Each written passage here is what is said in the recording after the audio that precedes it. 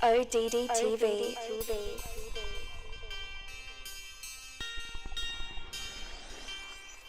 Erasmus Darwin, the grandfather of Charles Darwin, was a Freemason and a member of the Royal Society, and he first proposed the theory of evolution in 1794 in his book titled Zoonomia.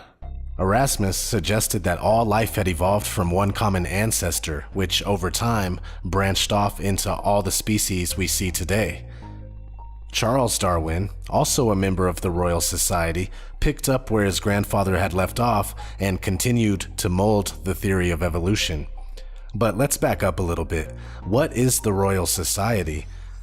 The Royal Society is a pseudoscientific institution that was founded in 1660 by Freemasons in order to disseminate propaganda that would further benefit the ruling class, and the ruling class wanted God out of the picture.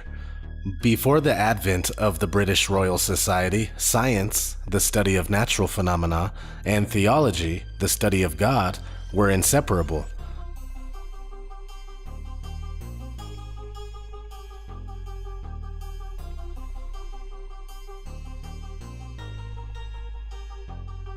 But the Royal Society began to help promulgate not only the theories of heliocentricity, gravity, and relativity, but also the theory of evolution.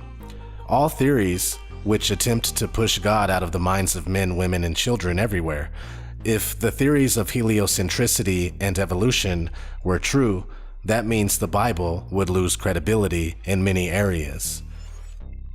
Let's watch a clip from a PBS documentary called Evolution.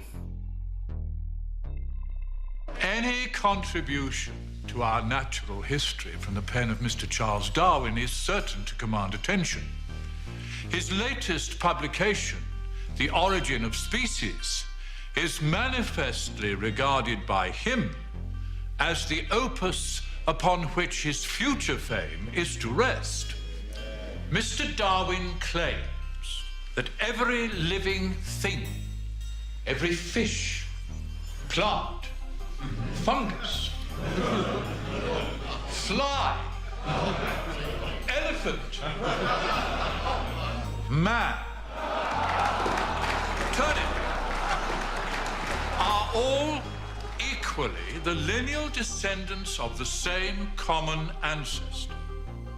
Such a notion is absolutely incompatible with the Word of God. Man was made in the image of God and redeemed by the eternal Son.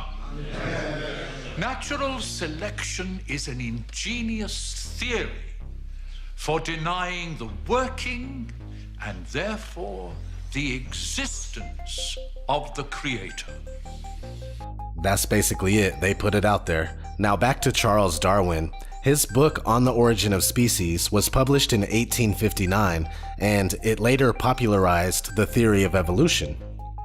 According to Darwinism, single cells eventually evolved into invertebrates, which are creatures without backbones like jellyfish, then successfully into fish, then amphibians, then reptiles, and finally mammals.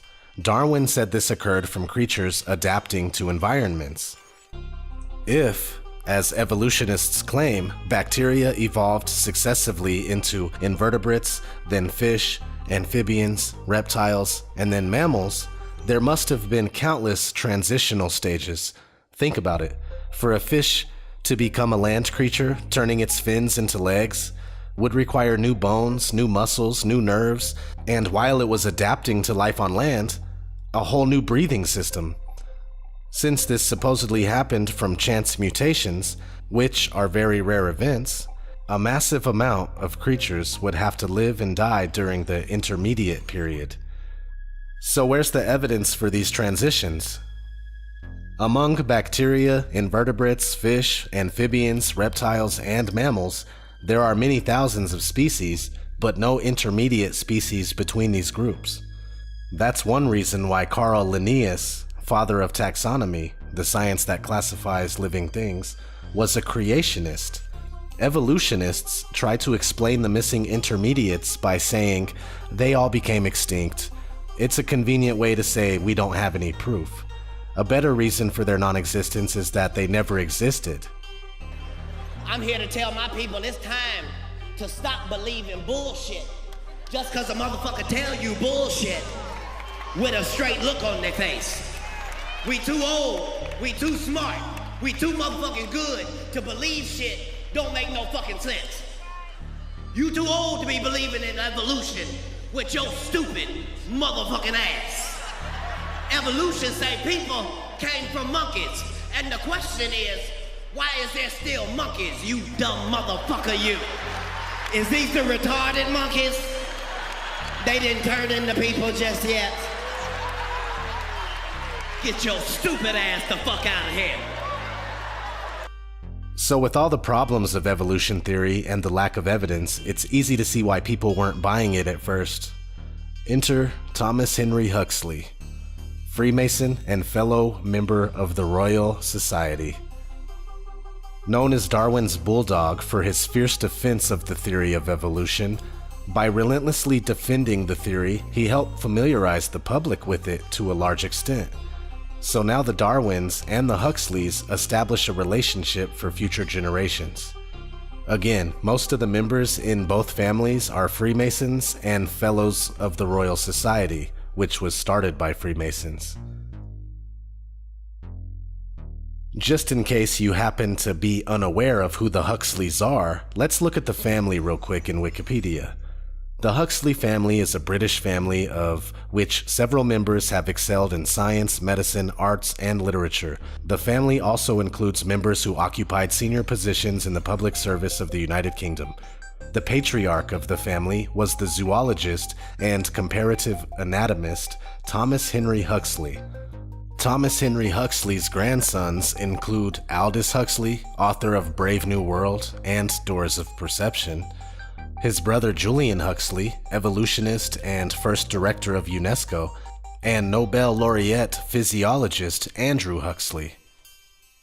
So you see, just these two wealthy families alone, the Darwins and the Huxleys, have had an immense influence on our society.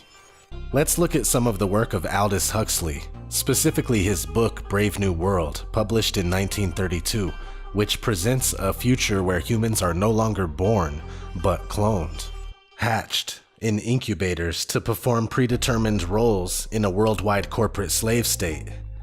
It's quickly becoming a reality, but there is a passage in the book that I want to spotlight. The older dictators fell because they could never supply their subjects with enough bread, enough circuses, enough miracles, and mysteries.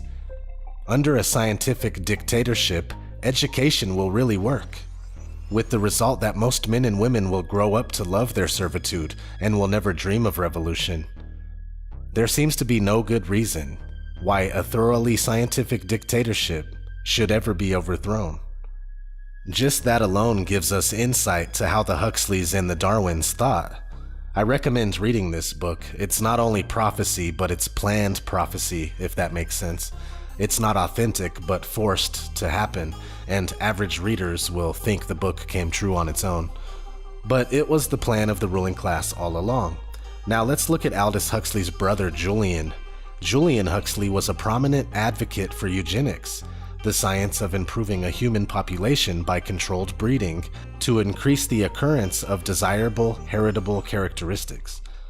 In his 1933 book, The Vital Importance of Eugenics, Julian Huxley argued that the principal goal of eugenics in the short term should be to ensure that mentally defective individuals cease having children. He advocated in particular for prohibition of marriage of the unfit, segregation of institutions containing degenerate individuals, sterilization of the unfit, and that's not really all. I'm just trying to quickly familiarize you with his work. It gets pretty bad. After becoming the first Director General of UNESCO, a United Nations Illuminati think tank, in 1945, Huxley published UNESCO, Its Purpose and Its Philosophy. This manifesto outlined both the broad goals of this newly established organization and Huxley's stance on how UNESCO should attempt to address them. He contended that UNESCO's goals included international peace and security, collaboration among the nations, and human welfare, arguing that these goals could only be accomplished if individuals pursued the most desirable direction in human evolution. Not only that, but Julian Huxley coined the term transhumanism. In a book of essays by Julian called New Bottles for New Wine, he wrote, "I believe in transhumanism. Once there are enough people who can truly say that, the human species will be on the threshold of a new kind of existence, as different from ours as ours is from that of the Peking man. It will at last be consciously fulfilling its real destiny." So there it is. These two ruling class families have been pursuing this agenda for a very long while. And there's multiple people in other families and other secret groups out there. We're only discussing just a couple. I mean, just the agendas out there are rampant and they're being fulfilled all the time. Long before the media was here to program us, there were institutions like the Royal Society to do it instead. But nowadays it's so much easier. We just watch TV. We watch the provided programming, and the lines between fantasy and reality blur like never before. Why haven't any scientists spoken up about the impossibility of evolution? The reason is simple. Those scientists that protest that the facts don't support the theory of evolution are quickly branded creationists, thrown out of scientific circles, and blacklisted so they can't obtain work with any major university or government science project even. And I've heard people say that the reason they don't want to publish papers that disagree is that they built their careers on this. If you were paranoid, you'd say there's a conspiracy. Whatever it is, there is a lot of resistance to getting something published that disagrees. They're scared. You'd lose your job over this stuff. People don't want to come out against anything, against the heliocentric model, against evolution. Scientists, they pretty much have to do the work that is already laid out for them. They have to go with the theories that are already laid out before them. We all know if anybody goes against the mainstream narrative, we are ridiculed, mocked, and shamed, and it's just absolutely garbage, man. We need to change this. This has been ODD TV. I'm gone.